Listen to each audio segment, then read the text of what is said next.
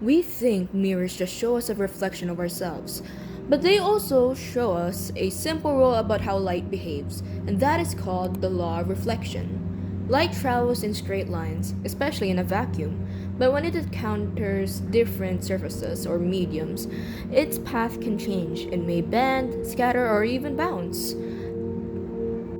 To represent the path of light, we use rays, lines with arrowheads that show us the direction the light is moving. Light always takes the shortest and most efficient path between 2 points. This is known as Fermat's principle. When light hits a surface, we imagine a line standing straight up from the surface itself. This is the normal. We use it to measure how light behaves. The angle between the incoming ray and the normal is the angle of incidence.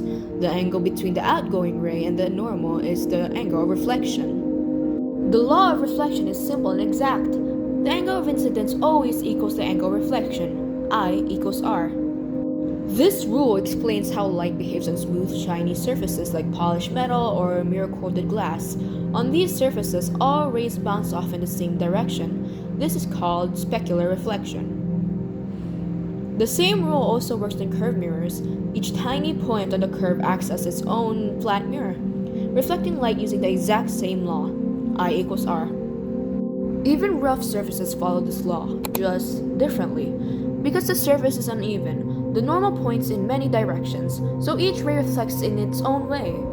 This creates diffuse reflection, where light scatters everywhere.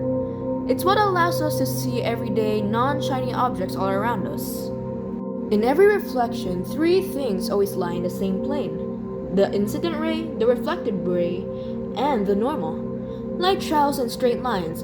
It seeks the quickest path that obeys a perfect, unchanging rule.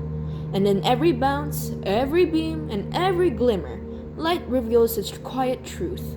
It reveals with absolute precision, no exceptions, no mistakes, just the pure, exact law that shapes how we see the world around us.